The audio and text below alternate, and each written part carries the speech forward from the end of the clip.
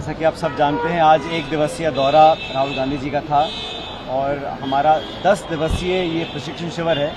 आज उसकी औपचारिक शुरुआत हम लोगों ने करी और हमारे ट्रेनिंग के जो नेशनल अध्यक्ष हैं सचिन राव जी, वो यहाँ पर मौजूद हैं। राहुल गांधी जी आए थे दिन में और बहुत भव्य उनका स्वागत हुआ। सभी कार्यकर्ता बड़े उत्साहित थे उनके यहाँ आने से और छत्तीसगढ़ के तमाम कार्यकर्ताओं में एक ऊर्जा का संचार हुआ। यहाँ से हम सीधा सभा स्थल में गए जहाँ हमारी प्रशिक्षण की कार्रवाई चल रही थी और बड़े इत्मीनान से एक अच्छे माहौल में सभी जिलाध्यक्षों को 41 जिलाध्यक्ष वहाँ मौजूद थे और सभी को राहुल गांधी जी ने खुलकर चर्चा करी, संवाद किया, उनके सवालों के जवाब दिए और आने वाले कुछ समय में एक सोची समझी रणनीति के तहत इस पूरे प्रदेश में हम लोग कैसे पार्टी को जिले मुख्यालय से नीचे तक मंडल और पंचायत तक मजबूत बनाएं।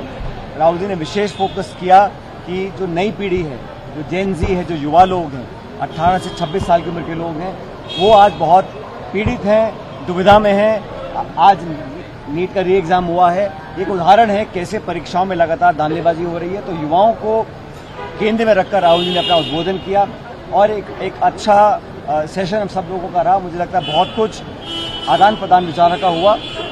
मैं इतना ही कहना चाहता हूं कि ये शिविर हर राज्य में लग रहा है। छत्तीसगढ़ में कांग्रेस हमेशा मजबूत रही है। वहाँ पे तमाम वरिष्ठ नेता, हमारे पूर्व मुख्यमंत्री भूपेश बघेल जी, पूर्व मुख्यमंत्री प्रिय सिंह देव साहब, प्रदेश अध्यक्ष जी, नेता प्रतिपक्ष, सभी विधायकगण, तो सारा एक परिवार की तरह बैठकर हमने चर्चा की। राहुल गांधी जी ने अलग से जो हमारे वरिष्ठ नेता हैं प्रदेश के, 35 हमारे वरिष्ठ नेता हैं, उन सबके साथ अलग संवाद किया। आगामी रणनीति, क्योंकि छत्तीसगढ़ में जो अस्थिरता चल रही है, मंत्रिमंडल का मालूम नहीं है कौन रहेगा कौन जाएगा, झगड़े चल रहे हैं, आपस में खिंचाव है, तनाव है, सत्ता का केंद्र कहाँ किसी को मालूम नहीं और मुख्यमंत्री काम कर रहे हैं, उनसे करवा कौन रहा है, कितना वो कामयाब हो रहे हैं, ये किसी को मालूम नहीं है। तो आधा कार्यकाल पूरा होने के बाद जनादेश जो मिला था, उनका भरोसा लोगों का आज वो कायम नहीं रख पाए हैं। इस पर अलग चर्चा हम लोगों ने करी।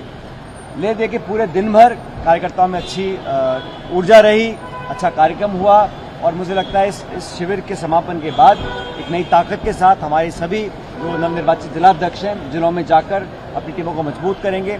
छत्तीसगढ़ सरकार ने और भाजपा ने जो जनता के साथ धोखा किया है सचमुच, और आज ना खाद मिल रही है, ना डीएपी मिल रहा है, बिजली पानी हर तरह त्राई है। सरकार का मैनेजमेंट पे कोई ध्यान नहीं है, वो सिर्फ अपनी गोटी सेट करने में, अलग अलग जो खेमे बने हैं उनको संतुष्ट करने में और दिल्ली के जो आदेश हैं उनकी पालना करना। प्रदेश की जनता, किसान, आदिवासी, महिला, नौजवान की परवाह उनको नहीं है। इन सबका फीडबैक हमने आज राहुल जी को दिया।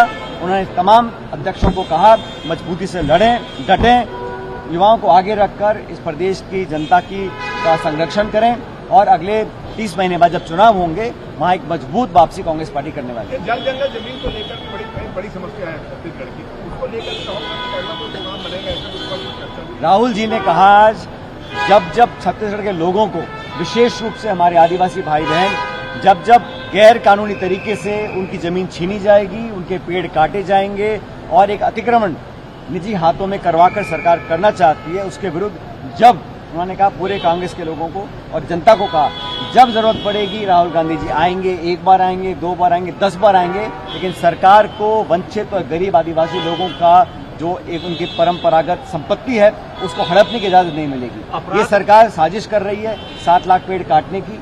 सरकार ने शपथ नहीं ली थी, उसी रात पेड़ काटने शुरू कर दिए थे। तो निजी हाथों में, चंद लोगों के हाथों में पूरे छत्तीसगढ़ की जो खदान है, जो पेड़ हैं, जो जंगल हैं, वो देना चाहते हैं। और हम सब जानते हैं कैसे पंचायतों का प्रस्ताव नकली पारित हो रहा है और तमाम गड़बड़ियां कर ये कब्जा कराना चाहते हैं निजी लोगों का। राहुल जी ने स्पष्ट कहा कि कांग्रेस पार्टी गरीब आदिवासी के साथ खड़ी थी, खड़ी है और खड़ी रहेगी। अपराध जो है वो यूपी से भी बढ़ के अभी लेटेस्ट कोरिया में हुआ, उसको लेके भी कुछ आगामी दिनों में भी कहाँ नहीं हो रहा, रायपुर में हो रहा है, चक्कू चल रहे हैं, गोलियां चल रही हैं, शोषण हो रहा है, महिलाओं पे अपराध हो रहा है और खुलेआम हो रहा है। आजकल तो मोबाइल कैमरा सबके पास है, सब रिकॉर्ड कर रहे हैं। जब घटना होती है 2 दिन मुख्य धारा में अखबार में छपता है तो लोग भूल जाते हैं। लेकिन सरकार की जिम्मेदारी है कि जो लॉ एंड ऑर्डर है वो स्टेट सब्जेक्ट है। आप नक्सलवाद खत्म करने का प्रण लेते हैं, लेकिन आपकी नाक के नीचे राजधानी में यहाँ लूटपाट हो रही है, बलात्कार हो रहा है, चोरी झपटी हो रही है, उसके बारे में क्या कर रहे हैं? कोई जिम्मेदार नहीं है। सिर्फ ये तो योग का दिवस मनाना है, 12 साल पूरे हो गए उसका जश्न मनाना है, 2.5 साल पूरे हो गए जश्न मनाना है, जमहूरी करानी है, ठेका किसको देना है, ये सारा सरकार का दिमाग वहाँ फोकस है। लेकिन अब जनता समझ चुकी है और भाजपा की पोल खुल चुकी है।